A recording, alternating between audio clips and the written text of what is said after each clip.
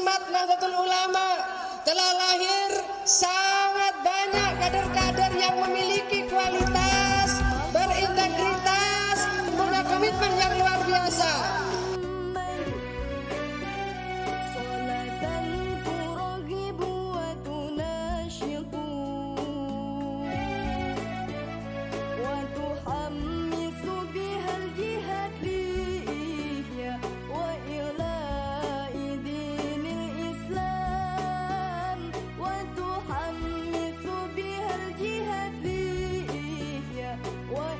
PBNU, Perempuan dalam Sejarah Kepengurusan Organisasi. Peletak dasar kiprah perempuan, khususnya dalam pendidikan pondok pesantren dilakukan oleh Kiai Haji Bisri Syansuri, pendiri Pondok Pesantren Denanyar Jombang. Pada tahun 1930, Nyai Nur Hadijah binti Hasbullah 1958 mendirikan Madrasah Diniyah Perempuan di Pesantren Denanyar. Hal itu meneruskan perjuangan Kiai Haji Bisri Syansuri yang telah memberikan pelajaran kepada santri putri. Upaya ini terus dilakukan oleh putrinya, Nyai Musyarofah 1925, yang juga mendirikan Madrasah Diniyah Putri di Pesantren Tambak Beras, Jombang. Baca buku Abdul Aziz Masyuri, Al-Makfurlah Kiai Haji M. Bisri Syansuri, Cita-cita dan Pengabdiannya, Surabaya, Al-Ikhlas, 1983. Pada tahun 1926, NU sebetulnya memberikan perhatian pada kesetaraan antara perempuan dan laki-laki, terutama dalam rumah tangga. Sejak Muktamar pertama, NU mengakui hak gonogini bagi istri. Pengakuan terhadap kaum perempuan juga dibahas pada muktamar-muktamar berikutnya. Muktamar ketiga NU pada 1928 membahas tentang perempuan soal perceraian. Begitu juga pada Muktamar ke-8 NU tahun 1933 yang memberikan legitimasi bagi kaum perempuan yang beraktivitas di ruang publik, seperti bekerja dan hadir dalam acara-acara keagamaan. Puncaknya terjadi pada Muktamar ke-10 NU di Surakarta tahun 1935 yang bahkan membolehkan perempuan tampil di panggung dakwah. Baca Ahkamul Fuqaha, Solusi Problematika Hukum Islam, Keputusan Muktamar, Munas, dan Konbes Nahdlatul Ulama, Penerbit LTN PBNU Halista, 2011.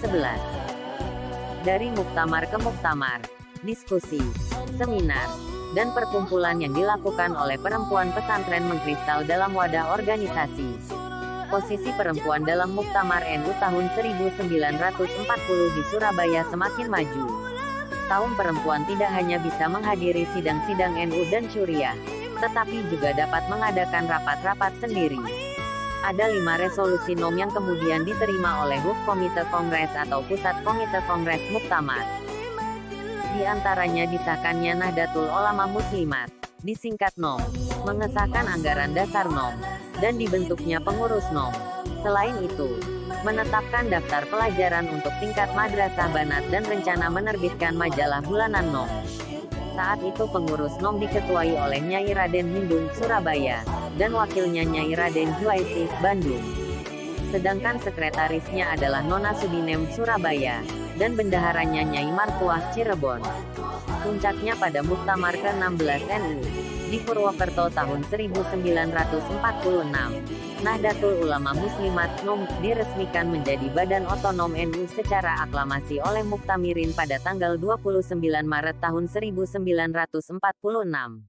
Pada saat itu, Nyai Fatimah dari Surabaya terpilih sebagai penasihat, sedangkan ketua umum pertamanya adalah Nyai Hadijah Dahlan, dan sekretarisnya adalah Nyai Mudrika serta bendaharanya adalah Nyai Kasminten dari Pasuruan. Baca Nyai Haj Solihah Saifuddin Zuri, Sejarah Muslimat Nahdlatul Ulama, Jakarta, PP Muslimat NU, 1979.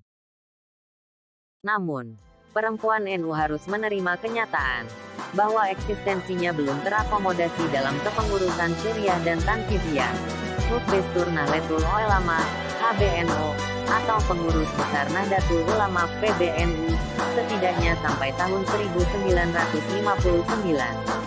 Hingga pada tahun 1960, NU mengeluarkan keputusan penting, bahwa perempuan disertakan dalam jajaran kepengurusan PBNU dalam posisi syuriah, antara lain Nyai Fatimah, Nyai Mahmudah Mawardi, dan Nyai Khoiriyah Hashim. Mereka ulama-ulama perempuan pakar usul fikih dan fikih. Belakangan, perempuan dalam struktur kepengurusan PBNU menempati posisi, namun bukan di dua badan eksekutif, yaitu Syuriah dan Tanfidiyah.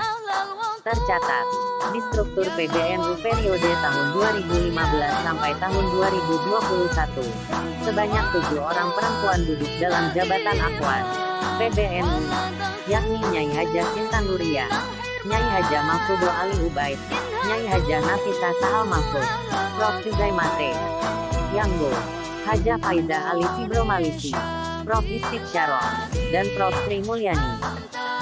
Pada akhirnya, dalam struktur kepengurusan PBNU periode tahun 2022 sampai tahun 2027, perempuan masuk dalam jajaran pengurus harian Tanfidiyah, Mustasyar, dan Akhwan.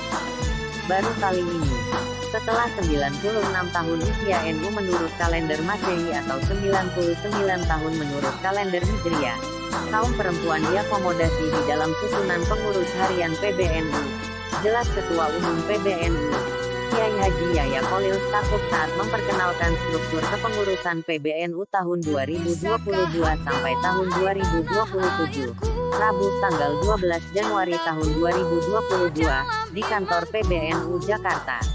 Perempuan yang masuk jajaran pengurus harian Tanfidiyah PBNU ialah Hajah Alisa Wahid Ketua PBNU, Hajah Khofifah Indar Parawansa, Ketua PBNU, dan Ai Rahmayanti, Wakil Sekjen PBNU.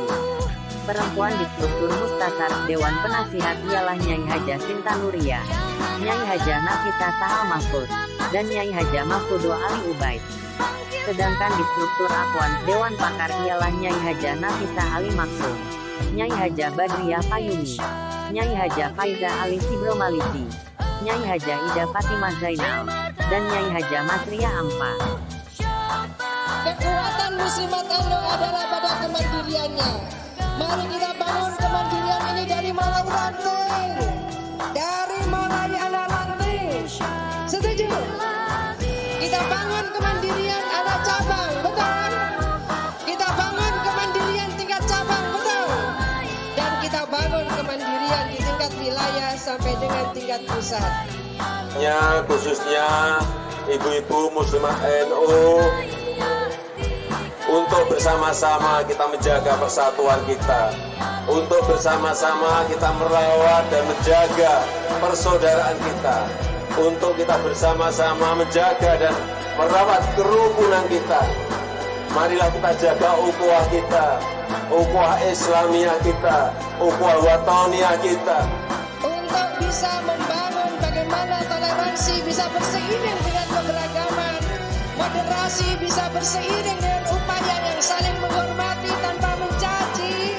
Maka pada hari kali ini akan juga kita deklarasikan warga muslimat anti hoax. Demikian ulasan Citra Perempuan dalam organisasi NU, bersumber dari NU Online.